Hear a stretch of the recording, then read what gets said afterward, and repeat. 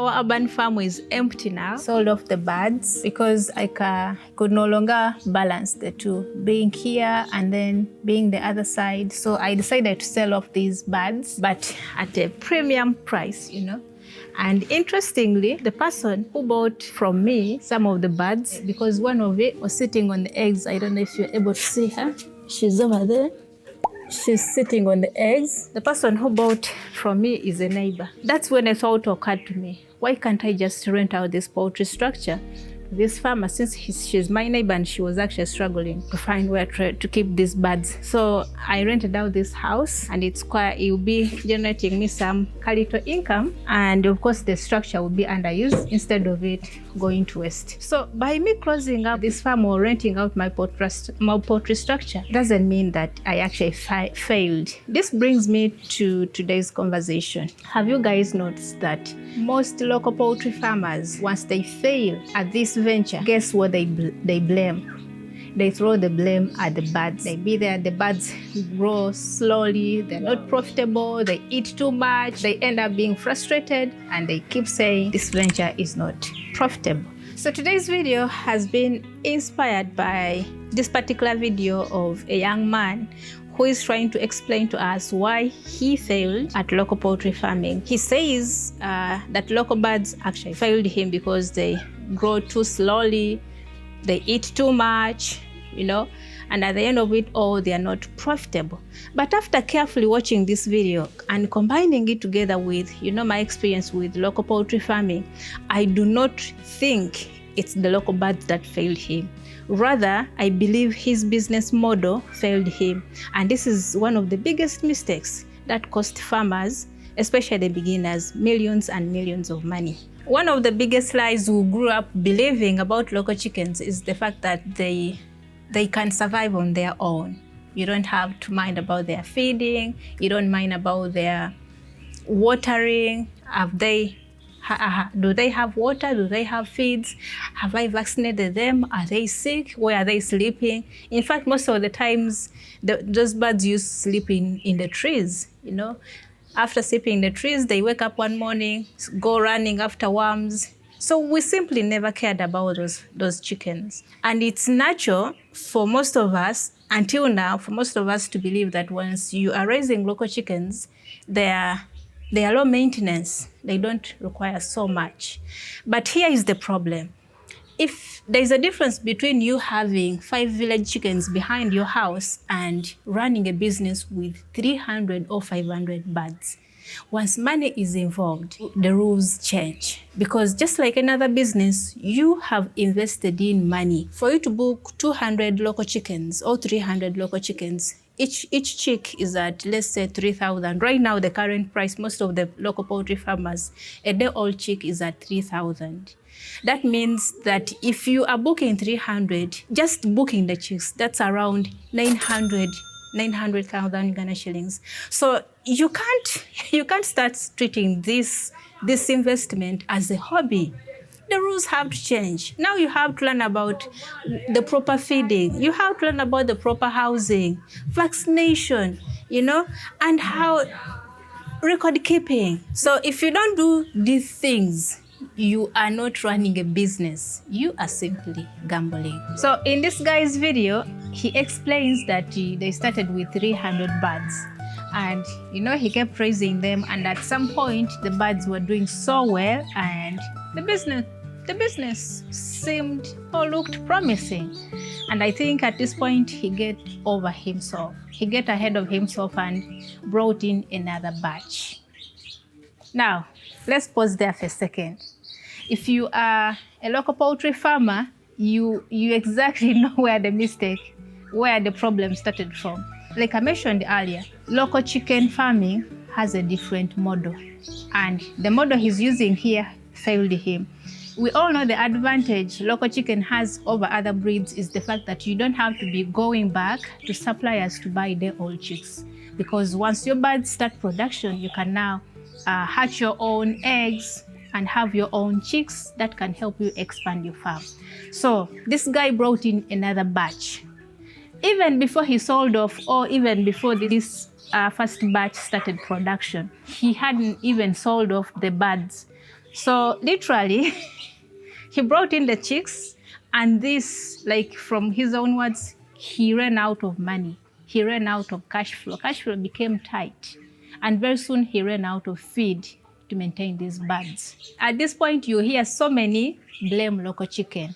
But let's imagine, even if it were broilers, would these birds really survive a day without feeding? Even if it were layers, would these birds still be giving you eggs without feeding them? So I believe it wasn't really a problem of local chicken. But here, the real problem was he had run out of money to maintain this chicken farm. Another thing really caught my attention. This guy believed that since they are selling local chicken product, finding customers would come by so easily. Most beginners join local poultry farming, especially because they hear about the fact that local chicken products sell expensively, and that's very true. When you go to the market out there, local chicken eggs, they're twice the price of the commercial eggs. And when it comes to meat, local chickens, they sell expensively. Like my birds here, I had a rooster here, I sold it at 35. I was just being fair. But that is still more expensive compared to the broilers I sold recently off there. In fact, this was tripling even the price I sold off my broilers out there. So it's true, local chicken products are quite expensive. That's if you have the market, because it's one thing to have your product, your local chicken products, and it's another to have their market. That premium market doesn't come by easily. It takes time for you to build this market, and it has to be consistent. Once you start production in local chickens and you're able to find this market, that means you have to do it consistently, because you're not going to sell off chicken today and then you come back to the market after 6 months. Those customers will have found someone else. So you have to do this consistently. And you have to remember this market takes time because people have to trust you. This is food business. People need to trust you to be buying from you. The other thing I noticed in their model was the fact that they were concentrating more on selling eggs, local chicken eggs, and we all know this is a dual purpose bird. That means it was so unfair, it was uncalled for you to start concentrating on selling eggs, thinking that maybe the bird you're dealing with, it's an exotic bird. You can't compare a local chicken to a layer. A layer has been modified to lay eggs. Maybe compare it with the likes of Sasso, Kenbro, Tanbro, Rainbow, but you can't compare it to layers.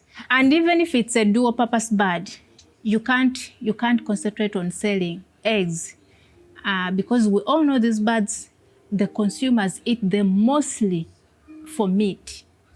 Those who are interested in the eggs, they are actually most interested in hatching their old chicks. But the real customer, the final consumer, is just interested in eating this bird for meat.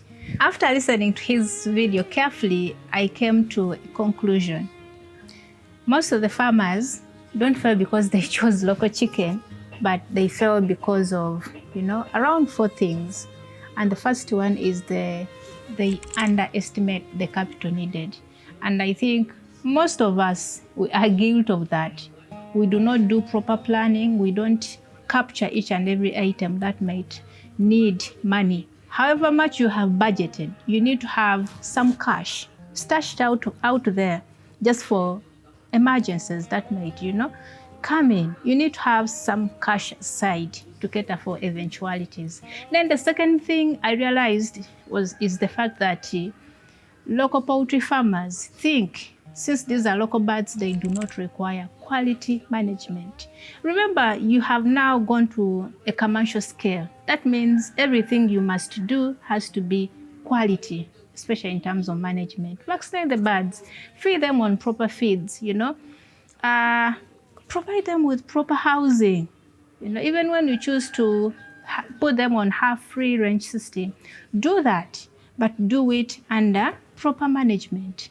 And trust me, you will not fail at these local chickens. Then the other thing is, most of us produce, but we've not build the market. We have the product, we do not have the market for it.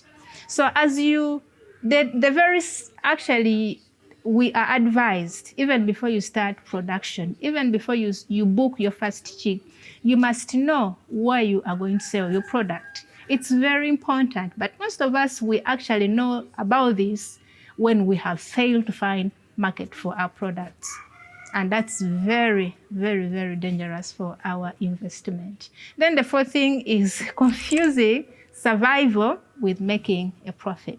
Those two are quite different. Let me give you an example. We have farmer A and farmer B. Farmer A stocked 100 birds, and in the process of raising these birds, he loses 10 birds. That means he has 90 birds that he raises to the market stage. But during this time of selling, he makes a loss, maybe due to his poor marketing strategies and poor selling skills. He makes a loss. And then on the other hand, we have farmer B, who also loses 10 birds out of 100, but ends up making a profit, because of his good marketing strategies. He found the market right ahead. He has information about the market, and he ends up making a very good profit. So these two are not the same. So farmers out there, you might be having your nice looking birds. They have come out so well, but until you sell these birds, don't be so sure that you have actually succeeded. In business, we only measure success by the level of profit we made on a particular product. So a chicken surviving isn't the same as a business succeeding. So would I tell you not to do local chicken business? Absolutely not. But I will tell you to start this business when you have actually made your calculations very, very well. You've done proper planning, you planned your cash flow, you know where you're going to sell your products, and only then will I tell you to start this business. Otherwise, if you have found this video very interesting and very useful, give it a like and subscribe to the channel, and I'm going to see you in the next video.